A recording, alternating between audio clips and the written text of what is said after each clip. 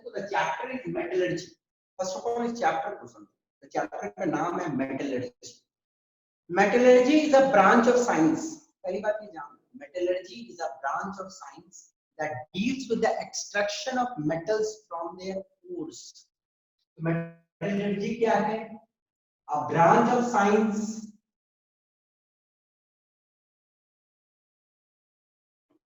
that deals with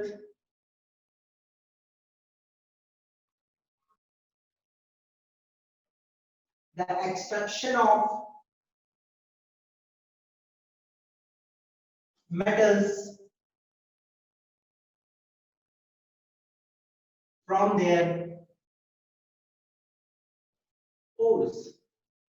देखो, metallurgy एक branch है साइंस की जहां पे हम लोग बेसिकली पढ़ते हैं कि मेटल्स जो है वो प्रकृति में कंबाइंड स्टेट में मिलते हैं।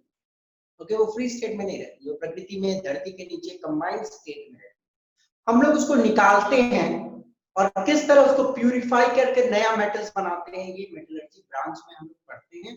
और मेटलर्जी चैप्टर में भी बेसिकली हम लोग ये पढ़ेंगे। वैसे ये एक इंजीनियरिंग की एक कंप्लीट ब्रांच होती है metallurgy. Okay, it's a very vast branch. Okay, तो ये क्या है?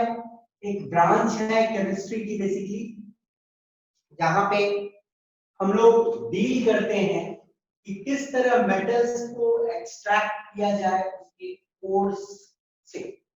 अब देखो, ओर्स आप लोग जूनियर क्लास में पढ़े होंगे कि ओर्स क्या होता है, पर फिर भी एक बार मैं डिस्कस कर लेता हूं आप लोगों के साथ। मिनरल्स एक चीज होती है। मिनरल्स क्या होती है? Rocks and stones found in nature containing metals along with impurities.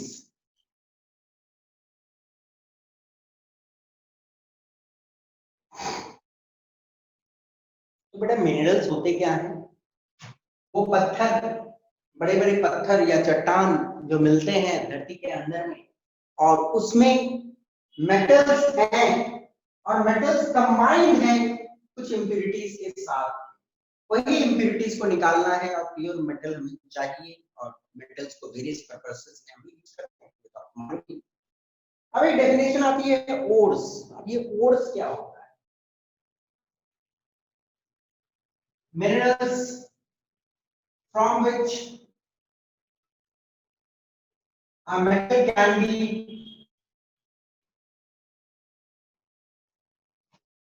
profitably extracted.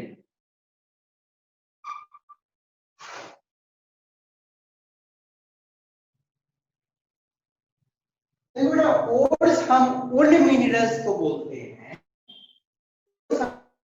Minerals को बोलते हैं जिनसे एक पर्टिकुलर मेटल को प्रॉफिटेबली निकाला जा सके। जैसे कि एक एग्जांपल देखो, सपोज करो कोई एक मेटल है एक्स, और एक्स मेटल मिलता है X2O3 फॉर्म, XO फॉर्म में, एक्स फॉर्म में। देखिए कि ये मेटल एक्स को निकालना है, अंडरस्टूड? अब मैं पहले वाले से, ये जो पहला मिनरल है, ये मान लो कि मेटल एक्स के 3 मिनरल्स, ठीक है? ये 3 मिनरल्स हैं मेटल एक्स के, सपोज करो। ओके, अब मैं इससे 1 टन एक्स निकालता हूं प्योर फॉर्म में, तो मुझे खर्चा एक्चुअली हटाना पड़ेगा ना, तभी हमें प्योर मेटल मिलेगा। तो इस ऑक्सीजन को हटा के, सारे इंप्योरिटीज को हटा के, मान लो 1 टन एक्स मेटल निकालने में इससे हमें खर्चा पड़ रहा है कुछ 1 लाख रुपए, ठीक है? 1 टन निकालने में 1 लाख रुपए खर्चा पड़ा। मान लो इससे हमको प्योर मेटल एक्स निकालने में कुछ, ठीक है? और इससे हमें मेटल एक्स निकालने में मानो 5 लाख खर्चा पड़ा। तो आप एक इंडस्ट्रियलिस्ट हो मानो, तो आप जो इंडस्ट्री डालोगे मेटल एक्स निकालने के लिए, वो कौन से प्लेस पे डालोगे? यहाँ पे, यहाँ पे, यहाँ?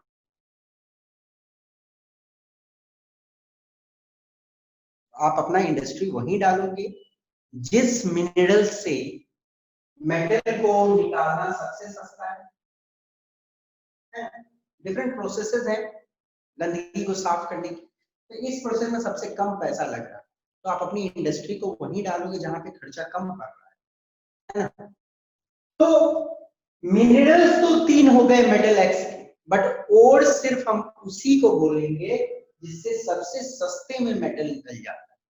तो ओर्स बेसिकली क्या होती है, वो मिनरल्स जिससे मेटल्स को सबसे प्रॉफिट में प्योर फॉर्म में एक्सट्रैक्ट की जा सकती है। आई सपोज मिनरल्स और ओर्स डिफरेंस आपको आ गई होगी। मिनरल्स तो बहुत सारे हो सकते हैं, मिनरल्स बहुत सारे हो सकते हैं, बट ओर्स जो होते हैं वो 1 या 2 ही होंगे, क्योंकि ओर्स हम उन्हीं मिनरल्स को बोलते हैं जिनसे सस्ते में मेटल्स को निकाला जा सके। Okay, understood? Yes sir. Ores का आइडिया क्या होगा क्या है? तो अब हम लोग इस वाली चार्ट पे आते हैं। ये चार्ट बहुत इंपॉर्टेंट है। पहले आपको ये मिनरल्स और ओर की डेफिनेशन लिख लो, मेटलर्जी की डेफिनेशन लिख लो, मैं रब करूंगा कुछ समझाना है इसमें, ठीक है? तो इन दोनों को लिख लो आप, आगे मैं समझाऊंगा कुछ।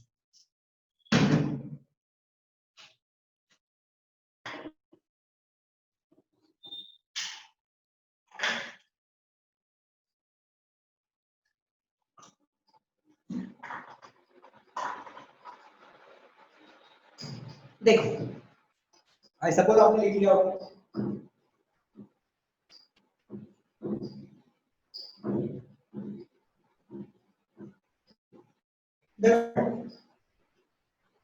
अब यहाँ पे एक इंटरेस्टिंग कहानी है कि हर मेटल प्रकृति में सेम स्टेट में नहीं पाया जाता, कोई कुछ से कंबाइंड रहता है तो कोई कुछ से कंबाइंड रहता है। यदि हम लोग बात करें तो चलो एक एक करके देखते हैं। आपको ग्रीन कलर में कुछ मेटल्स दिख रहे हैं, in green colours you are seeing some metals. For example ये जो मेटल बताओ, लिथियम, ये जो नीचे वाला है इसका नाम क्या है? रुबिडियम। इसका सीजियम। और ये बेरिलियम। ग्रीन लेटर में मैंने मेटल्स लिखे हैं, ये ओके, तो ग्रीन से लिखा हूं तो मैं ग्रीन ही से इंडिकेट कर दे रहा हूं। सिलिकेट्स के फॉर्म में पाए जाते हैं जो मेटल को मैं ग्रीन से इंडिकेट कर रहा हूं। अब बेटा मुझे कोई बताएगा कि सिलिकेट जो आयन होती है उसका क्या फॉर्मूला होता है? सिलिकेट जो आयन होती है उसका क्या फॉर्मूला होता है? SiO3 2 minus SiO3 2 minus. तो लिथियम यदि नेचर में पाया जाएगा, लिथियम या बेरिलियम या रुबिडियम या सीजियम जब नेचर में पाया जाएगा, ये सिलिकेट्स के फॉर्म में। तो मुझे चलो लिथियम सिलिकेट का फॉर्मूला बताओ तो क्या होगा? What is the formula of lithium silicate? नहीं मालूम? 2SiO3। Yes, Li2SiO3, इसकी वैलेंसी 2 है, Li2SiO3, Rb2SiO3, CS2SiO3, BeSiO3, ये सिलिकेट्स के फॉर्म में नेचर में पाए जाएंगे। अंडरस्टूड? अब देखिएगा नेक्स्ट, ये जो आपको मेटल दिख रहा है ब्लू कलर सर्कल के साथ, ब्लू कलर सर्कल के साथ ये किस फॉर्म में मिल सकता है? गेस कर सकते हो क्या बेटा? किस फॉर्म में? Combined form. अरे भैया कंबाइंड मतलब किस कंबाइंड में? जैसे ये सिलिकेट्स में सोडियम पोटेशियम नॉर्मली कार्बोनेट, अच्छा क्लोराइड्स के फॉर्म में एग्जिस्ट करते हैं। ये जो ब्लू सर्कल के साथ ब्लू नहीं, ये अलग ब्लू है। ब्लू विद सर्कल जो मेटल्स दिखा they exist as chlorides. Sodium chloride, potassium chloride ऐसे एग्जिस्ट करती है, NaCl, KCl ऐसे एग्जिस्ट करती है। क्लोराइड का फॉर्मूला तो मालूम है आपको, Cl माइनस। ओके, नेक्स्ट आपको दिख रहा है ब्लैक स्क्वायर बॉक्सेस, क्या क्या है? Magnesium, calcium, strontium, barium. Okay, magnesium, calcium, strontium, barium. Okay, ये जो ब्लैक बॉक्सेस के फॉर्म में आपको मेटल्स दिख रहे हैं, सिंबल मैं बता रहा हूँ, ये एग्जिस्ट करते हैं। दिस इज वेरी इंपॉर्टेंट आपके सिलेबस की बात, आधार पे ओके क्वेश्चंस पूछे जाते हैं किस फॉर्म में कौन मिलेंगे। Magnesium, calcium, strontium, barium carbonate के फॉर्म में मिलते हैं। मैग्नीशियम कार्बोनेट, कैल्शियम कार्बोनेट, क्या है ये? स्ट्रोंशियम कार्बोनेट, ये बेरियम कार्बोनेट, ठीक है ना। कार्बोनेट वैल्यू सबको CO3 2- होती है। कैल्शियम कार्बोनेट मार्बल जो घर में हमें मिलता है, दैट इज कैल्शियम कार्बोनेट। घर में हम लगाते हैं ना कैल्शियम मार्बल अपने फ्लोर पे, ओके, तो ये आपको ध्यान में रखना। तो आपने पढ़ा भी है ये ग्रुप 1 और ये ग्रुप 2, आपको मालूम है पीरियडिक टेबल की ग्रुप 2 और इनको S ब्लॉक एलिमेंट्स भी बोलते हैं, ठीक है ना। These are S block elements, आपको मालूम होगा S ब्लॉक एलिमेंट्स।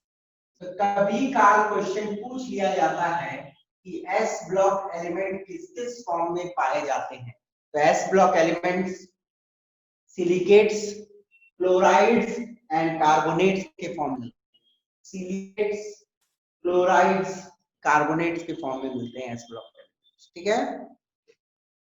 अब देखिए ब्लैक सर्कल के साथ जो मेटल नजर आ रही है, कलर ध्यान से देखना, ब्लैक सर्कल के साथ, ब्लैक सर्कल बेटा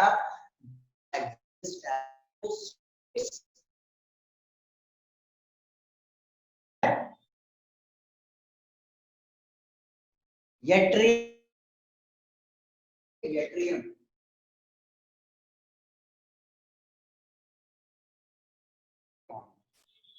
फोस्फेट्स, फोस्फेट का फॉर्मूला मालूम है किसी को?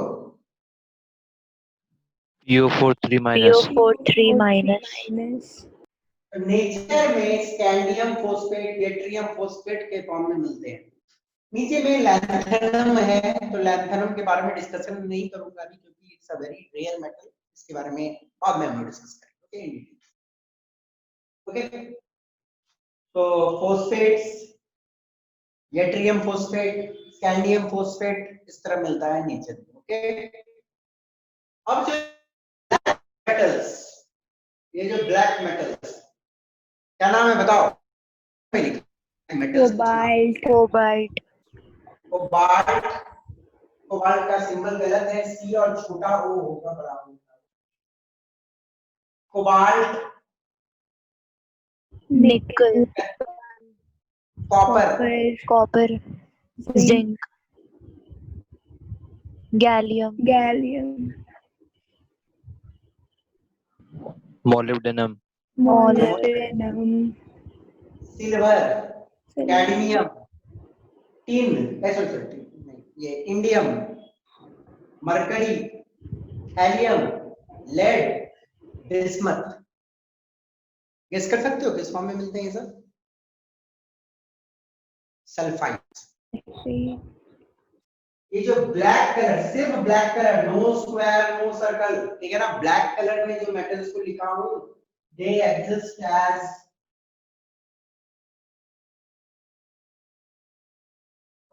सल्फाइड्स, वो एग्जिस्ट करेगी सल्फाइड की तरह। कैसे? सल्फाइड की तरह एग्जिस्ट करेगी।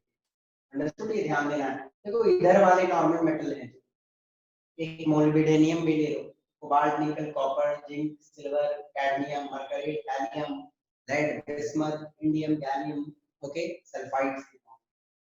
ये जगह आपको खाली दिख रहा है, ओके, तो ये जगह आपको खाली दिख रहा है, तो इट्स टेक्नीशियम। ओके, मैं इसको सेव कर दिया हूं, टेक्नीशियम के बारे में आपको मालूम होनी चाहिए कि ये एक आर्टिफिशियल एलिमेंट है जिसके कोई ओर्स या कोई मिनरल नहीं मिलते। ओके, कोई ओर या कोई मिनरल इसके नहीं मिलते। क्यों? क्योंकि ये आर्टिफिशियल है, आर्टिफिशियल एलिमेंट इंसानों ने बनाया, न्यूक्लियर रिएक्शन से बनते हैं। ओके, आपसे और ये भी आपको इंफॉर्मेशन होनी चाहिए कि टेक्नीशियम जो है it's the first man made element. Okay, और इसके कोई और नहीं मिलेंगे, काहे कि ये तो नेचुरल नहीं है, ये आर्टिफिशियल है। अंडरस्टूड? अब चलो देखते हैं ब्लू। तो ब्लू वाले लगभग आपको टाइटेनियम, वेनेडियम, क्रोमियम, बोलो ना। मैंगनीज, मैंगनीज, आयरन, आयरन, सिलिकॉनियम,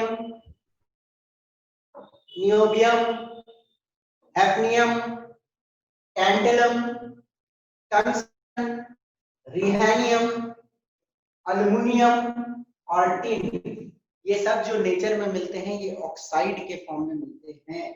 तो सिंपल ब्लू में जो मेटल्स हैं वो ऑक्साइड्स के फॉर्म में मिलते हैं। ओके, ये ध्यान देना है, oxides. Okay, aluminium oxide, aluminium के बारे में there is an interesting story कि एल्युमिनियम ऑक्साइड जो प्रकृति में पाया जाता है बॉक्साइट के फॉर्म में, उसको एक्सट्रैक्ट करने का तरीका हमारे पास 100-150 साल पहले बहुत महंगा था। एक्चुअली नेपोलियन के जमाने की बात की जाए तो एल्युमिनियम जो थी वो सोना से भी ज्यादा कॉस्टली था, it was costlier then gold. Aluminium को उसकी ऑक्साइड बोले तो एल्युमिनियम ऑक्साइड से एक्सट्रैक्ट करने का मेथड बहुत कॉस्टली है। बाद में पॉल हेरोल्ट और एक थे, आपकी क्या नाम थी, hall, Charles Martin hall, Charles Martin hall और पॉल हेरोल्ट नाम के दो केमिस्ट ने एल्युमिनियम को एल्युमिनियम ऑक्साइड से निकालने का और फिर एल्युमिनियम को बहुत ही कम दामों में एक्सट्रैक्ट करना पॉसिबल हुआ। और आज एल्युमिनियम हर जगह यूज हो रही है, आप लोग देख रहे हो एल्युमिनियम के यूज होते हैं, खिड़की का फ्रेम बनाते हैं एल्युमिनियम का, प्लेन्स एरोप्लेन्स के बॉडी बनाने में काम आती है aluminium in form of alloy. और एल्युमिनियम को बहुत इस्तेमाल होता है क्योंकि it is a non corrodible metal, उसमें कोरोशन नहीं होता। ओके, तो aluminium is a very important metal जिसको पॉल हेरोल्ट और चार्ल्स मार्टिन हॉल ने बहुत इजी एक्सट्रैक्ट कर लिया था, तब एल्युमिनियम का दाम बहुत कम हो गया। ओके, तो आपके पास कुछ सिंपल इंफॉर्मेशन ये होनी चाहिए क्योंकि आपको इसकी रिक्वायरमेंट पड़ेगी आपके फर्दर स्टडीज में, और आपको तो स्टैंडर्ड 10th में ही पड़ेगी क्योंकि एल्युमिनियम की एक्सट्रैक्शन आप लोग इन डेप्थ पढ़ोगे, इन डेप्थ आपको पढ़ना है एल्युमिनियम की एक्सट्रैक्शन। ओके, एक बार इस चार्ट को बढ़िया से गौर कर लो, आराम से देख लो, कंफ्यूज मत होना कलर से और शेड से, यही शेड्स आपको बता रहे हैं कौन क्या फॉर्म है। और अच्छा, और एक चीज नहीं बता, रेड वाला, रेड वाला का क्या मतलब समझ, प्लैटिनम है, कौन से स्टेट में होंगे कोई भी? गोल्ड प्लैटिनम किस स्टेट में पाए जा सकते हैं नेचर में? फ्री, फ्री स्टेट में। देखो यही तो बोल रहा हूं, रुथेनियम, रोडियम, ठीक है ना, पैलेडियम, ओस्मियम, इराडियम, प्लैटिनम, गोल्ड, ये सब बिल्कुल रिएक्टिव मेटल्स नहीं है, ये नेचर में फ्री स्टेट में ही मिलते हैं। तो रेड कलर में जो है फाउंड इन फ्री स्टेट, जो रेड कलर में जो मेटल्स आते हैं फ्री स्टेट में पाए जाते हैं। ओके, फ्री स्टेट ध्यान में देना है, क्वेश्चन पूछी जाती है कि फ्री स्टेट में कुछ मेटल्स के एग्जांपल देते हैं। तो प्लैटिनम, गोल्ड मालूम ही है, ओस्मियम, इराडियम, रुथेनियम, रोडियम और palladium. Okay, one more small information, osmium जो है द मोस्ट डेंसेस्ट मेटल, सबसे ज्यादा डेंसिटी ओस्मियम की होती है पूरी तरीके से। ओके, तो इस चार्ट को नोट कर लो, मैंने सिर्फ मेटल्स को इंक्लूड किया है यहाँ पे और आपको इंफॉर्मेशन रखनी है दिमाग। क्लियर हो गया सबको? कुछ पूछना है इसमें से तो पूछ लो। नहीं? आगे बढ़े। Yes, sir. हाँ, मिटा दे रहा हूँ इसको।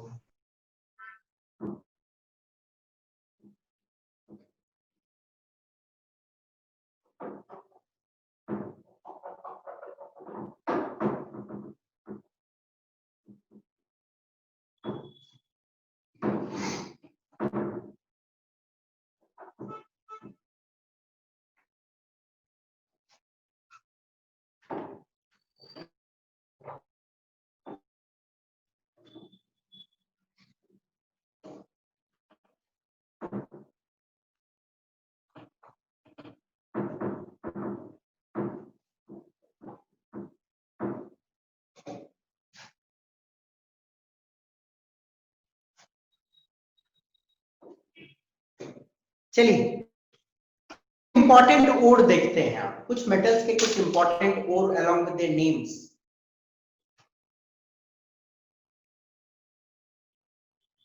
इंपॉर्टेंट ओर्स देखो,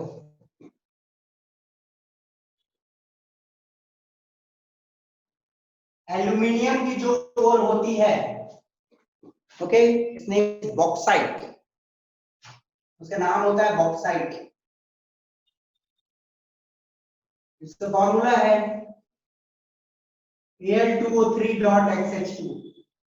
ये बताया था ना, एल्यूमिनियम नॉर्मली ऑक्साइड के फॉर्म में रहती है। एल्यूमिनियम की ओर का नाम है bauxite, Al2O3.XH2। XH2 exact amount of water molecules नहीं मालूम है, वेरी करती है। Al2O3.XH2, okay. Next is chromium. Chromium का ओर का नाम है क्रोमाइट। रहती है Cr2O4। देखो इंपॉर्टेंट मेटल है यहाँ पे, और इसके साथ इंप्योरिटी के तौर पे आयरन है, ऑक्सीजन है, जिसको हम लोग को निकालना है, और हमें क्रोमियम काफी मात्रा में फिर मिलेगी। यहाँ पे ऑक्सीजन को हटाना है, वाटर को हटाना, तब एल्यूमिनियम। ठीक है बेटा, okay. Next is copper. Copper की इंपॉर्टेंट ओर है, कॉपर ओर होते हैं कॉपर के, बट इंपॉर्टेंट हम लोग देखेंगे चाल्को पाइराइट। इंपॉर्टेंट नाम है chalcopyrite, okay. It's formula is Cu something CuFeS2। CuFeS2 chalcopyrite. Copper iron के साथ सल्फर के साथ लगी हुई रहती है, ओके। आयरन को हटाना, सल्फर को हटाना, कॉपर बच जाता है। It's chalcopyrite. बहुत सारे बुक इसको Cu2S भी लिख देते हैं, that is chalcocite, not chalco, okay. Cu2S भी एक और होता है कॉपर, अंडरस्टूड। अब देखा जाए नेक्स्ट तो लेड। लेड की एक इंपॉर्टेंट ओर है, दैट इज गलेना। लेड का इंपॉर्टेंट ओर है जिसका नाम है गलेना, and the formula is PbS। Iron, iron का जो ओर है इसका नाम है हेमाटाइट। इट्स हेमाटाइट और इट्स Fe2O3 फॉर्म में मिलती है, ओके, अंडरस्टूड। मैंगनीज, मैंगनीज की ओर की नाम है पायरो,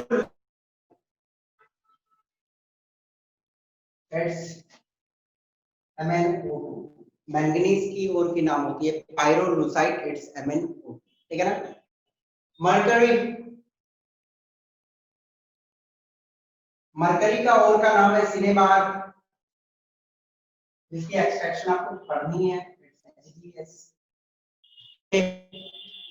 यदि हम लोग और देखें तो टाइटेनियम एक बड़ा ही इंपॉर्टेंट मेटल्स होता है, नेशनल सिक्योरिटी मेटल भी बोला जाता है, स्ट्रेटेजी मेटल बोली जाती है टाइटेनियम को, क्योंकि नेशनल सिक्योरिटी बेसिस में काफी जरूरत होती है टाइटेनियम, डिफेंस में काफी जरूरत है टाइटेनियम। टाइटेनियम की ओर की नाम है rutile, It's TiO2 and ilmenite.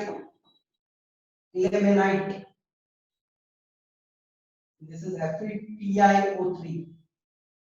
Okay, और आप देखो तो स्फेराइट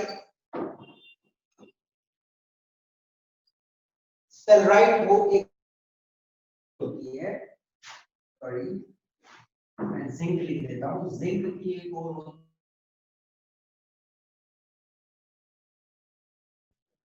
ZnS जिंक सल्फाइड के फॉर्म में, जिंक सल्फाइड। और आप एक और देख लो, जिंक का हो गया, टिन का भी इंपॉर्टेंट है, टिन आपके सिलेबस में भी दिया है, SnO2। ये कुछ इंपॉर्टेंट है, along with some more are given in your books, उन सबको भी थोड़ा डील कर लेना, बट ये काफी इंपॉर्टेंट।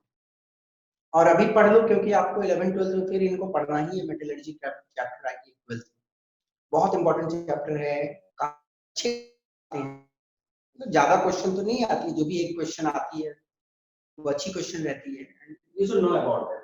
ओके, तो ये टाइटेनियम के 2 ओर ले दिया हूं मैं, आराम से इनको देख लो, नोट कर लो, नाम थोड़े टेढ़े मेढ़े हैं तो एक बार आप 2 बार लिख लोगे, 4 बार प्रैक्टिस कर लोगे तो आपके दिमाग में रहेगा। Got it? जल्दी से कर।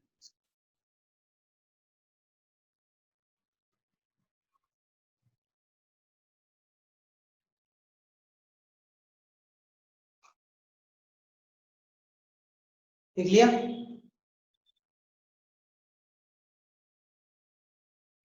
लिख लिया।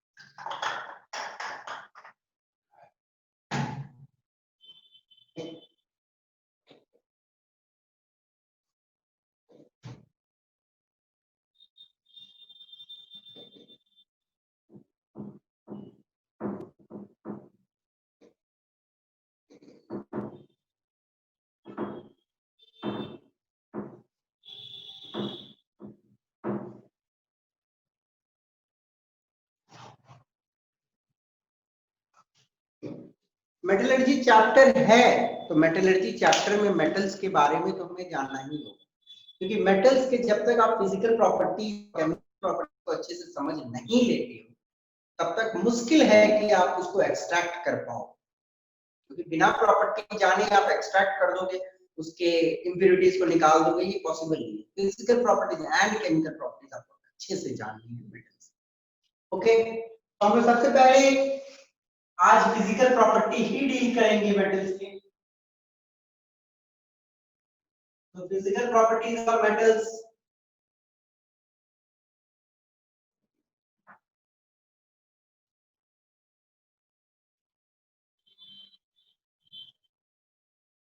फिजिकल प्रॉपर्टीज ऑफ मेटल्स में हम लोग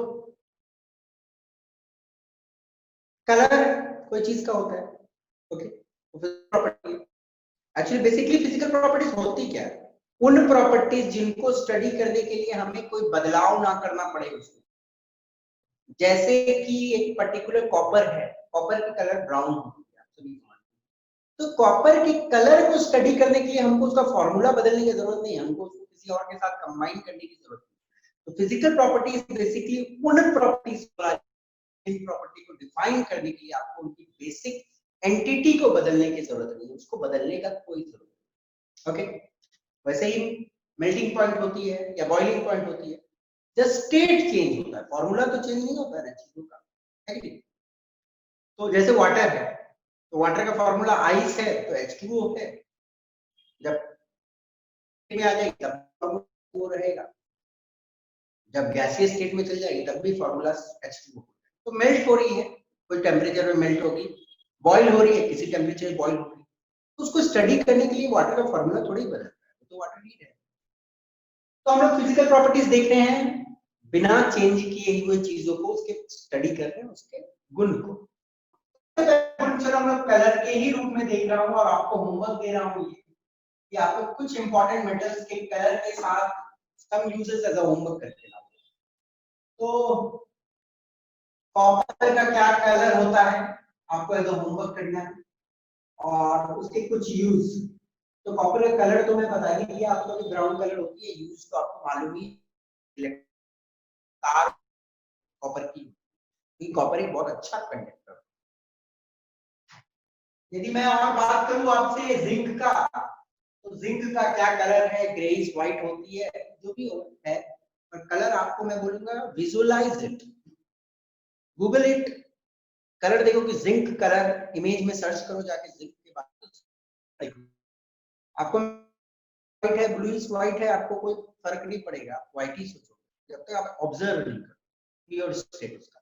तो गूगल आउट करना तो आपको दिख जाएगी एग्जैक्ट कलर इमेज दिखेगी आपको, तो आपको एक आइडिया मिल जाएगा कि जिंक का नेचुरल कलर प्योर स्टेट में क्या। कुछ यूजेस देख लेना, नट बोल्ट्स बनाने में काम आते हैं इत्यादि।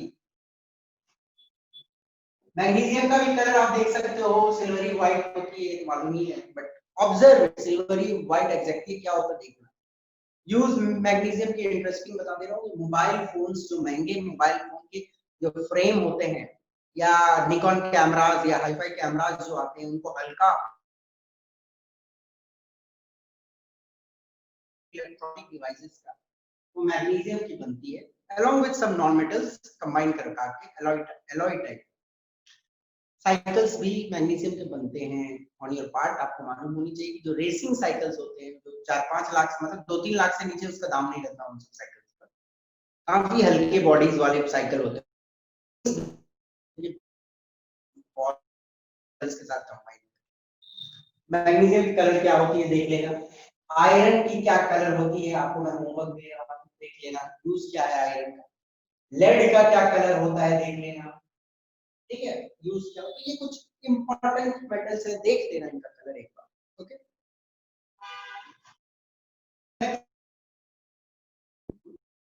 जो है इसको मैं मिटा ही देता हूँ, इसको एक बार देख लो, copper, zinc, magnesium, iron, lead, not much important, इसको आपका सिलेबस से लेना देना कुछ नहीं, बट नेचुरल अवेयरनेस या आपको चीजों की जानकारी होनी चाहिए, क्योंकि आयरन का कलर यदि बहुत बच्चों से पूछ दूं तो आयरन का कलर ब्राउन होता है, बट आयरन का कलर ब्राउन नहीं होता है, पता करो क्या होता है, होमवर्क ट्राई करो। तो कलर पार्ट मिटा रहा हूँ क्योंकि जगह चाहिए मुझे बोर्ड में, तो कुछ अब डिस्कस करते हैं हम लोग जनरल प्रॉपर्टीज के साथ मेटल। तो metals are generally solids, metals जो होते हैं वो सॉलिड में है ना, बट एक एक्सेप्शन है मरकरी। मरकरी किस स्टेट में एग्जिस्ट करता है, Liquid. Okay, understood. एक्सेप्शंस को रख सकते हो जनरल इंफॉर्मेशन की। अक्सर मेटल सॉलिड्स होते हैं,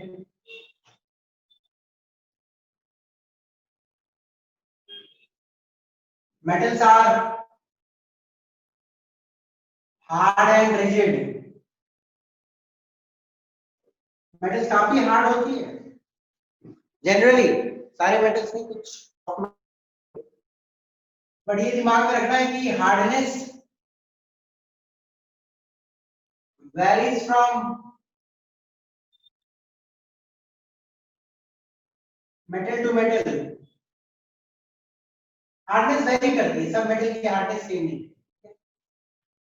और रिजिड शब्द का मतलब होता है प्रॉपर्टी टू रिटेन शेप। कोई एक पर्टिकुलर सॉलिड मेटल सॉलिड है, जनरली 99% मेटल सॉलिड है, नॉर्मली जो मेटल सॉलिड स्टेट में है उनके शेप को आप नॉर्मली बहुत आसान से चेंज नहीं कर पाओ, बहुत दिक्कत होगा सब चीज, है ना। Property to retain shape,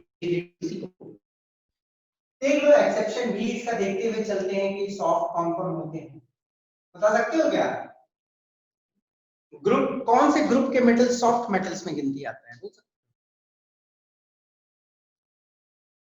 soft metals होते हैं कौन से ग्रुप के, ग्रुप 1 के metals, lithium, sodium, potassium, alkali metals जो होते हैं, है ना, पीरियड। तो एक्सेप्शन है एल्कली मेटल्स,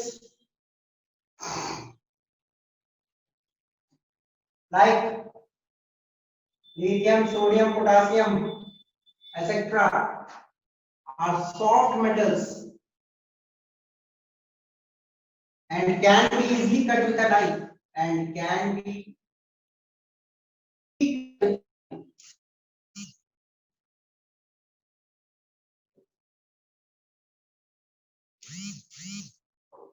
इतना सॉफ्ट होता है कि आप इसको नाइफ से आराम से काट सकते हैं। आराम से काट सकते हैं। एक्सेप्शन भी याद रखना है कि lithium, sodium, potassium soft metals हैं।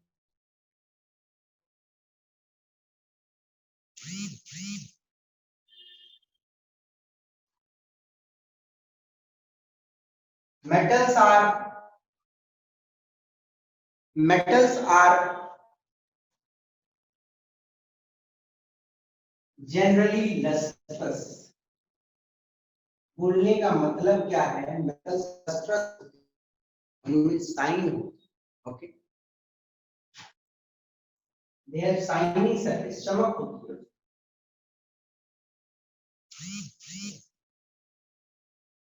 ओके, मेटल्स के शाइनी सरफेस होते हैं, अंडरस्टूड। लस्ट्रस उस प्रॉपर्टी को। Malleability,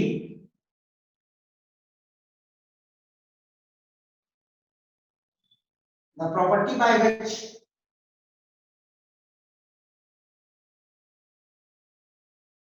a metal shines, sorry, a metal can be beaten into sheets।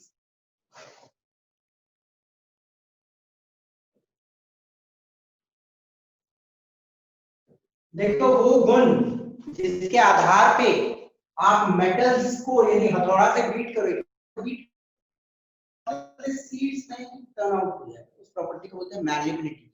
अक्सर मेटल्स मैलिएबल होते हैं। Ductility, the property by which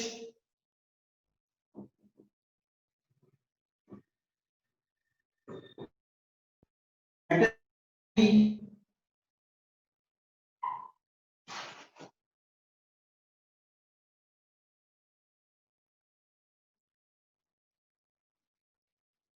drawn into wires। Ductility एक अनोखा गुण होता है मेटल्स के, जिसके आधार पे आप इनके वायर्स बना सकते हो, लंबे लंबे बना दोगे। जैसे देखो वायर्स कैसे बनते हैं, सपोज करो ये मेटल का एक पीस है, टुकड़ा, आप इसको यहाँ से खींचो, यहाँ से मेटल निकलते रहेगा, है ना, खींचोगे तो क्या मेटल निकलती जाएगी यहाँ से और ये लंबा तार बनते जाएगा। और यदि ये नहीं टूटता है तो इस प्रॉपर्टी को हम बोलते हैं डक्टिलिटी। जो मेटल्स होते हैं जनरली डक्टाइल होते हैं, लंबे लंबे वायर बिना टूटे। अब गोल्ड की खासियत देखो, सबसे देखो यदि आपको जानना चाहिए, गोल्ड जो होती है Au सबसे ज्यादा मैलिएबल, सबसे ज्यादा ductile, the most malleable and the most ductile metal is gold. अब गोल्ड का आप मात्र 2 ग्राम लो, ठीक है, 2 ग्राम, 1 ही ग्राम, 1 gram of gold can be drawn into 2 kilometer long wire।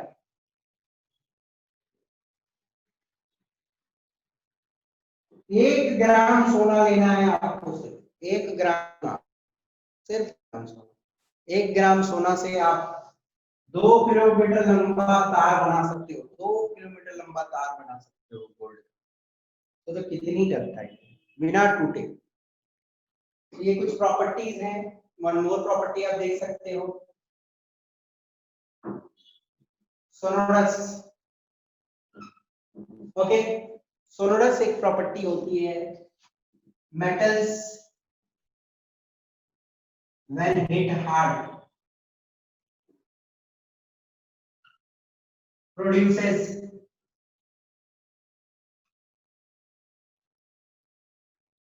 ringing sound। जब आप मेटल्स को बहुत हार्ड हिट करते हो तो उससे मतलब रिंगिंग की आवाज आती है। तीन घंटी बजती है। ओके, तो मेटल्स को आप जब हार्ड बीट करोगे तो रिंगिंग साउंड निकलती है, उस प्रॉपर्टी को हम बोलते हैं स्टोनर्स। और कुछ जान लो, metals have high and boiling point.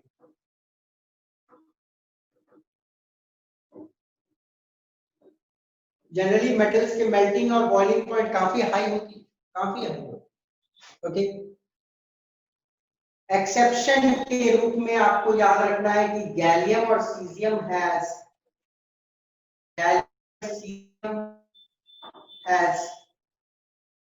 Low melting point.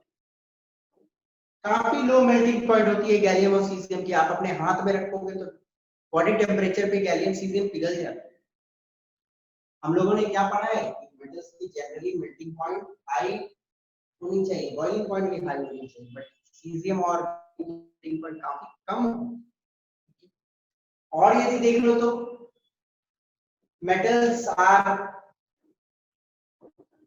good conductor of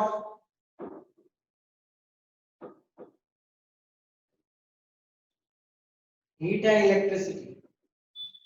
metals जो होते हैं अच्छे कंडक्टर होते हैं हीट और इलेक्ट्रिसिटी।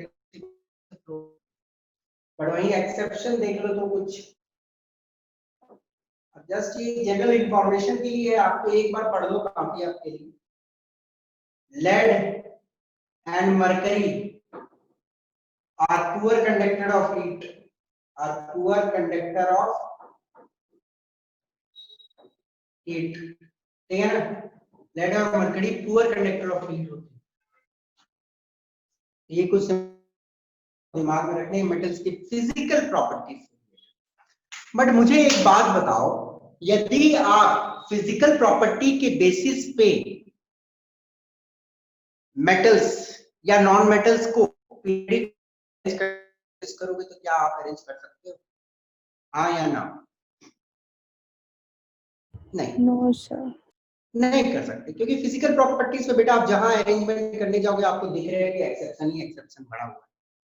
यदि नॉन मेटल्स का भी जिक्र कर लूं आपके सामने तो नॉन मेटल्स के बारे में आपको मालूम ही है, मेटल्स जनरली सॉलिड्स या गैसियस फॉर्म में एग्जिस्ट करते हैं। नॉन मेटल्स, देखो मैं लिखता नहीं हूं नॉन मेटल्स के बारे में, जस्ट डिस्कस कर देता हूं एक एक पॉइंट नॉन मेटल्स के बारे में। मेटल्स की जगह में यदि आप नॉन मेटल्स लेते हो तो नॉन मेटल्स जनरली सॉलिड या गैस फॉर्म में एग्जिस्ट करती है, बट लिक्विड फॉर्म में भी एक नॉन मेटल एग्जिस्ट करता है। कौन बता सकते हो क्या? The only liquid non metal? Bromine. Bromine, ठीक है ना। सिर्फ एक नॉन मेटल लिक्विड जो होती है वो ब्रोमीन होती है, एक्सेप्शन है। अब मेटल्स आर सॉफ्ट, नहीं मेटल्स तो हार्ड होती है, रिजिड होती है, नॉन मेटल सॉफ्ट होती है। आपको मालूम, नॉन मेटल सॉफ्ट होती है। और बट एक्सेप्शन के रूप में आपको ये जाननी चाहिए कि डायमंड जो कार्बन का बना हुआ है, एक नॉन मेटल का बना हुआ है, it is the hardest natural substance known. Exception आ गई। अब बात किया जाए मेटल्स आर जनरली लस्ट्रस, तो नॉन मेटल्स लस्ट्रस नहीं होती, नॉन मेटल में चमक नहीं होती, नॉन मेटल डल। बट वहीं एक एक्सेप्शन है, आयोडीन, जिसमें लस्टर होती है। Iodine is a solid metal, lustre होती है, चमक होती है। वही मैनेजेबिलिटी, डक्टिलिटी, सोनोरिटी, ऐसा कोई प्रॉपर्टी नहीं शो करता है नॉन मेटल। ओके, अब बात की जाए high melting and boiling point, non metals के लो मेल्टिंग और boiling point. Non metals bad conductor of heat और इलेक्ट्रिसिटी होती है। एक्सेप्शन है ग्रेफाइट जो बनी हुई है, ग्रेफाइट क्या की बनी है? कार्बन की। तो भैया कार्बन को तो बैड कंडक्टर ऑफ इलेक्ट्रिसिटी होना चाहिए, पर graphite is a good conductor, एक एक्सेप्शन वहां पे। तो मुझे एक बात बताओ, यही कि मैं फिजिकल प्रॉपर्टीज पे यदि पीरियोडिक टेबल बनाने लग जाऊं तो गड़बड़ वाला बात, क्योंकि फिजिकल प्रॉपर्टीज के ऊपर क्लासिफाई जहां करने गए तो इतना सारा एक्सेप्शंस भी है। तो क्लासिफिकेशन ऑफ मेटल्स या नॉन मेटल्स या metalloids cannot be done on the basis of physical properties because there are many exceptions। तो हम क्लासिफिकेशन करेंगे on the basis of chemical properties. चलो पहले हम लोग मेटल्स के केमिकल प्रॉपर्टीज को स्टडी करते हैं, फिर हम लोग समझेंगे कि किस तरह को एक्ट करना है, क्योंकि केमिकल प्रॉपर्टीज आप जब तक नहीं समझोगे तो तब तक कैसे समझोगे कि वो किसके साथ जुड़ा हुआ है और उसको कैसे अलग करना है। मानो एक मेटल ऑक्सीजन ही के साथ जुड़ा हुआ है तो वो उसकी केमिकल प्रॉपर्टी हो गई ना, उसकी प्रॉपर्टी तो चेंज हो गई यदि ऑक्सीजन के साथ जुड़ा हुआ है ना, सॉरी प्रॉपर्टी मत बोलो, उसकी तो केमिकल फॉर्मूला चेंज हो गई। तो केमिकल प्रॉपर्टीज वो प्रॉपर्टीज होते हैं जो डिफाइन होती है जब उस पर्टिकुलर एलिमेंट की फॉर्मूला बदल चुकी है, वो किसी के साथ जुड़ गया तो न्यू सब्सटेंस बन चुका है।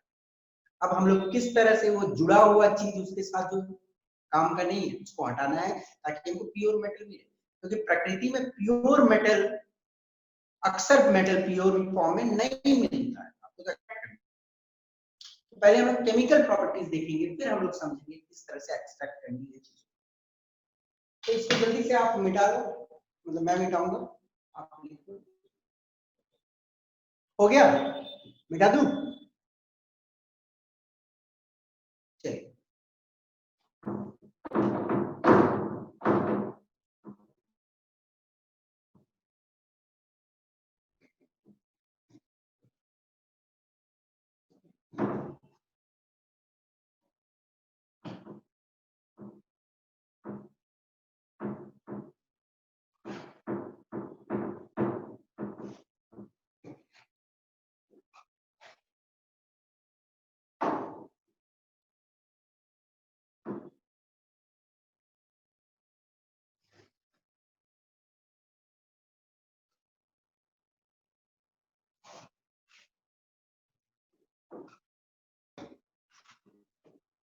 चलिए अब हम लोग केमिकल प्रॉपर्टीज में आते हैं।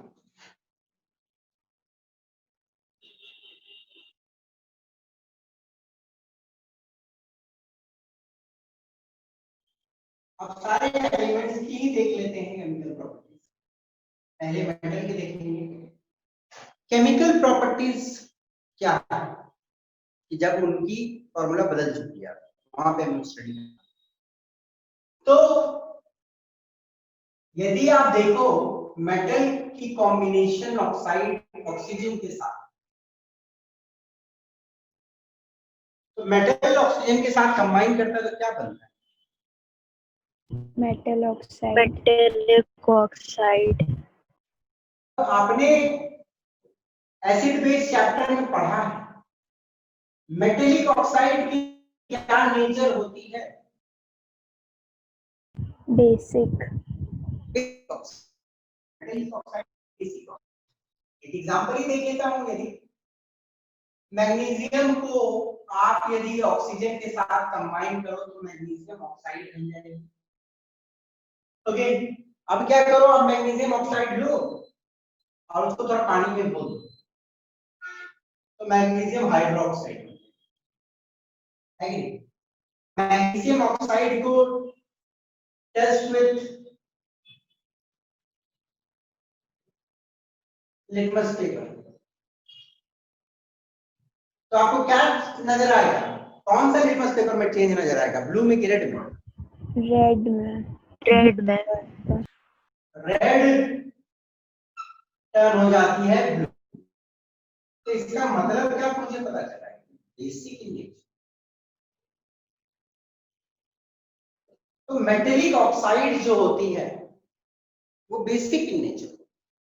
ओके, अब वही आप यदि देखो थोड़ा सा नॉन मेटल को आप ऑक्सीजन के साथ कंबाइन करो तो आपको मिलती है एसिडिक ऑक्साइड।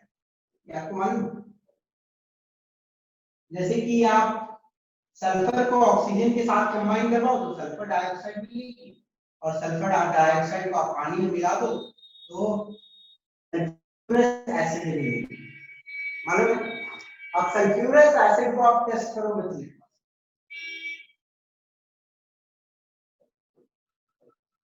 तो आपको क्या दिखेगा? ब्लू रेड हो। और जब ब्लू लिटमस रेड हो रही है तो that proves that it's an acidic oxide. ये जो मिल रही है वो एसिडिक, मतलब एसिडिक सब्सटेंस।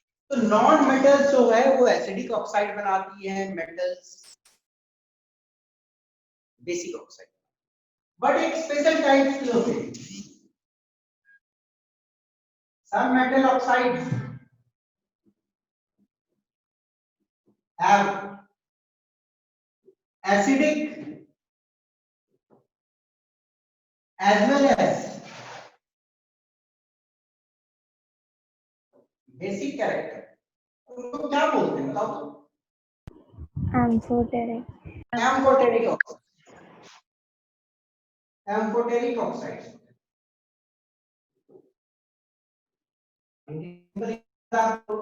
एल्युमिनियम ऑक्साइड है या जिंक ऑक्साइड है, लेड ऑक्साइड है, एक्सेट्रा बहुत सारे हैं। तो देखो कैसे हैं, एसिड प्लस बेस रिएक्शन आपने पढ़ा है, एसिड प्लस बेस आपको मिलता है salt and water, acid plus base you get salt and water. तो ये एक बेस है, एसिड के साथ रिएक्ट कर रहा है, प्रोडक्ट मिला AlCl3 plus H2, this is salt, this is water, base plus acid, salt and water। अब देखो बेस को यहाँ पे NaOH के साथ रिएक्ट कर रहा है, तो हमको मिलती है सोडियम मेटा एल्यूमिनेट NaAlO2। ध्यान दीजिए, सोडियम मेटा एल्यूमिनेट एक सॉल्ट है, this is also a salt है, सॉरी वाटर। तो एल्युमिनियम ऑक्साइड यहाँ पे एसिडिक नेचर शो कर, यहाँ पे एसिड के साथ बेस की तरह शो कर रहा था, सॉल्ट एंड वाटर बन रहा है, यहाँ पे बेस के साथ ये एसिडिक नेचर शो कर रहा था, सॉल्ट एंड वाटर। जिंक भी देख लो, रिएक्शन देख लो, जिंक ऑक्साइड को HCl से करा दे रही है, तो जिंक क्लोराइड प्लस वाटर बनती है, एसिड बेस सॉल्ट वाटर। वहीं जिंक ऑक्साइड को आप सोडियम हाइड्रोक्साइड से करा दीजिए, तो सोडियम जिंकेट Na2ZnO2 है ना, सॉल्ट वाटर। यहाँ पे zinc oxide acidic nature show कर रही है, तो बेसिक एसिडिक नेचर दोनों तरफ शो कर रहा है एक पर्टिकुलर चीज, तो उसको हम लोग बोलते हैं एम्फोटेरिक ऑक्साइड। हम लोगों ने पढ़ा एक basic oxide, okay, basic in nature मतलब बेसिक ऑक्साइड, ठीक है। ऑक्साइड, एम्फोटेरिक ऑक्साइड और एक न्यूट्रल ऑक्साइड, जैसे फॉर एग्जांपल जो कार्बन मोनोऑक्साइड है, वाटर है, नाइट्रोजन मोनोऑक्साइड है, ये न्यूट्रल ऑक्साइड्स होते हैं। ये नॉन मेटेलिक ऑक्साइड्स है, तो उसके डेप्थ में हमें जाने की जरूरत नहीं है अभी, बट देख लेना चाहिए क्योंकि रिड्यूसिंग नेचर इचर काम आता है बाद में। तो देखो टाइप्स ऑफ ऑक्साइड हम लोग क्यों पढ़ रहे हैं, क्योंकि पीरियडिक टेबल में क्लासिफिकेशन ऑक्साइड के ऊपर होती है और हमें बहुत जरूरत पड़ती है। तो मेटल बनाई बेसिक ऑक्साइड, नॉन मेटल बनाई एसिडिक ऑक्साइड, और आपका एम्फोटेरिक ऑक्साइड भी बना और कुछ ऑक्साइड भी बनाते। तो ये सारी चीज को पढ़ के आना, क्योंकि इन डिटेल्स हम लोग chemical properties in the next class deal करेंगे, and then we will move on to the extraction part, कि मेटल्स को कैसे एक्सट्रैक्ट करने हैं उनके ओर से। फिलहाल के लिए थैंक यू बेटा, पढ़ के आना जितना बताया हूं। कोई डाउट है तो पूछ लो, जल्दी स्क्रीनशॉट ले लो, ओके।